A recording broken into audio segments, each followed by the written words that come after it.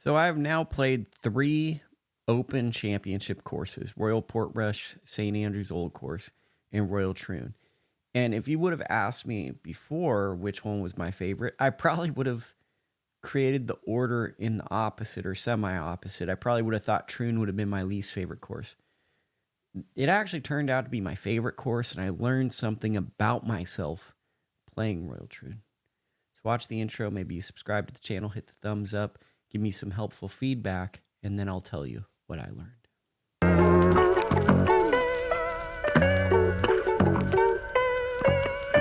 What I learned about myself is something cultural. I grew up in America. I grew up in the USA. I grew up in California. And I like a little bit of what I grew up with when I go to Scotland.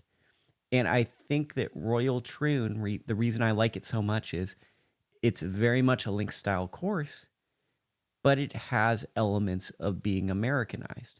And I didn't know this going to Ireland or Scotland.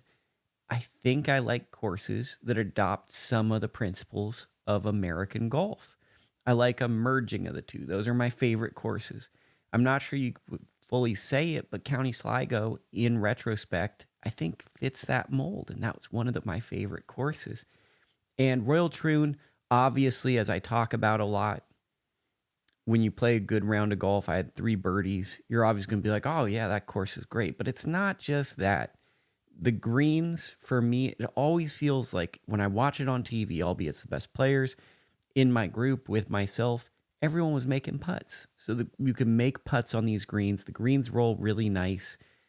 They were about as fast as Kingsbarns, maybe a little slower, but they were, for Scotland, very, very fast by that standard.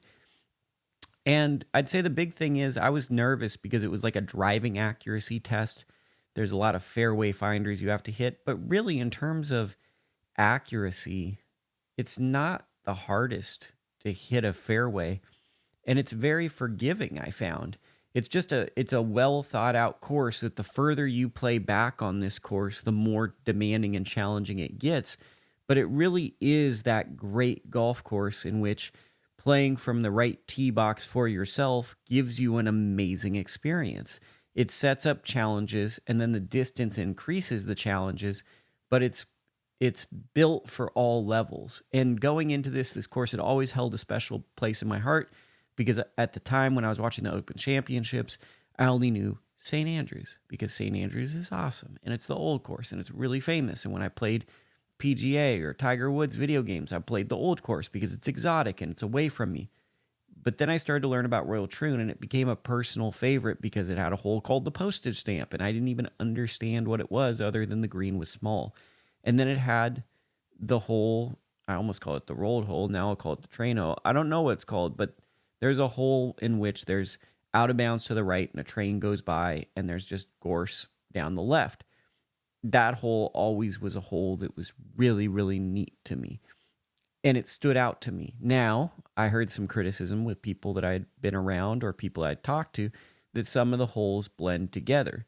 Well, a lot of courses for me, even St. Andrews, to be honest with you, the old course, as much as I've studied that course, some of the holes blended together for me. I think when you're enjoying yourself, it's hard to be focused and present for each hole. What I loved about Troon was it gave, I guess, maybe what I'm learning too is the courses that I really like kind of have a 3-act structure. And I'm a writer, right? So maybe I'm drawn to 3-act structure golf courses.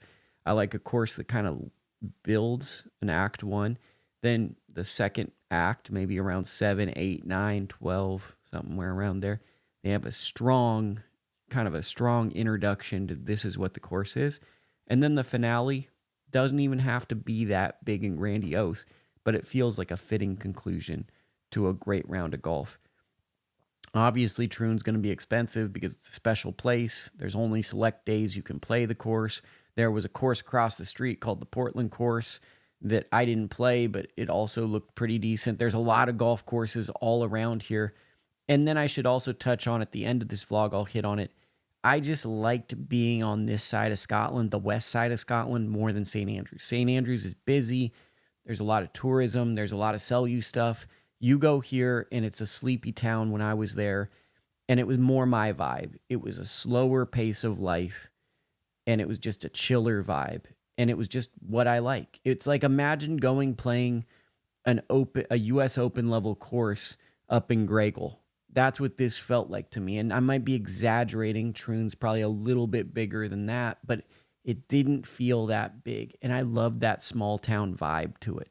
So this will be a special place for me. And then making all these birdies at this course on like a very hard course, it was like birdie, triple, birdie, par, triple. And I'm like, because I somehow had 3 birdies and got an 83, which tells you how seesaw the round was.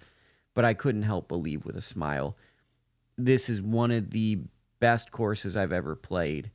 And it left me longing for more because of the setting, because of the way the holes went together, and just because of just how unique it is. It's just the total package. So if you go to Scotland, I think it's easy to not play Royal Troon because you want to go and do the 101 trip, which is go to North Berwick and go to St. Andrew's Old Course and play all those courses. But if you can, this is like a must-play, amazing golf course in my mind. Let's get to my vlog. One observation about the vlogs, when I'm really loving it, when I'm vibing, more photos. So let's get into it. Well, I hope you're enjoying yourself on this winter day. That's a sign that I absolutely loved that was there. And I also like this sign in the town. That is really weird. So not unlike St. Andrews, there's a lot of flat, straightaway holes with subtle bunkers and strategic natures to the greens. But for some reason, just the general area, and I think the lack of people around, made this a little bit more, I was able to focus better. And maybe that's a me thing, but I like being away from people. I don't like busy golf courses. And then this is the strength of the course.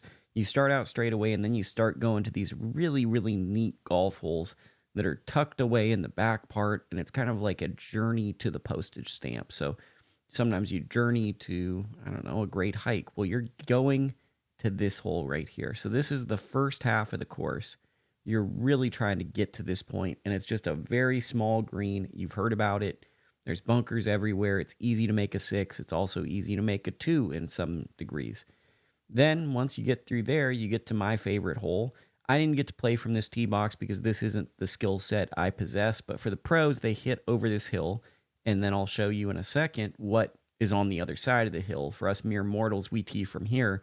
And it's a very narrow, everywhere left you lose your ball, and then there's a train and out of bounds to the right. It's a really neat golf hole, and I proudly got a double bogey on this hole because it was so hard. I put it in the fairway, went to the left, and these great golf holes, with my maturity I'm trying to learn is they really have a way of sticking it to you the first time. They know how to not get beat by you. It's kind of neat when that happens, at least to me.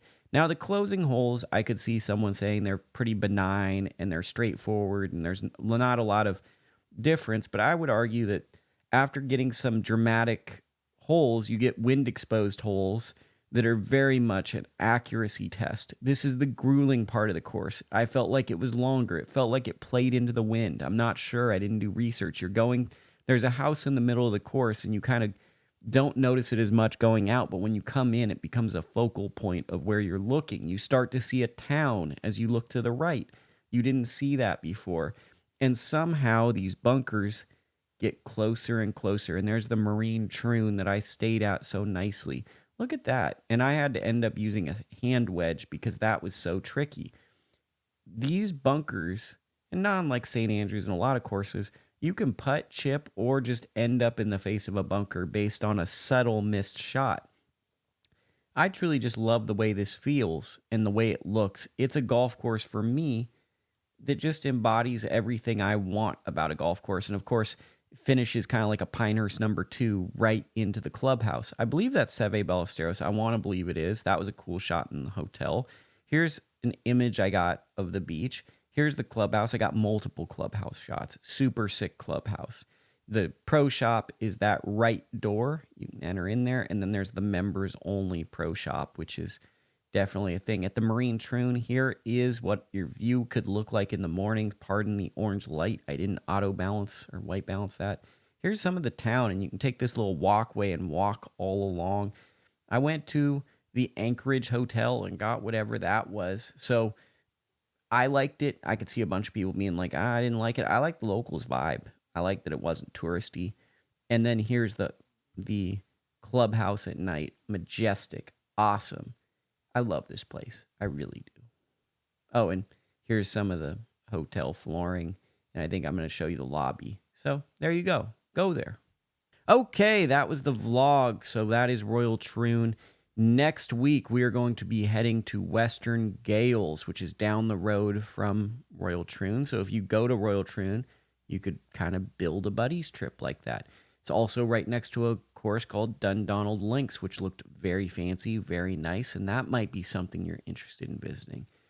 As always, if you found this helpful, if you like this, leave a comment, subscribe to the channel, hit the thumbs up, share it with your senior executive and all the financial bankers that you know who want to fund someone making average golf content, open to feedback, and I will see you next week. What a start to the year. I think we're knocking it out of the park. Amazing golf vlogging on the budget we're doing. I'm not trying to toot my own horn. I think I'm starting 2025 as strong as any golf vlogger that's a mid-major, like a Western Kentucky and such.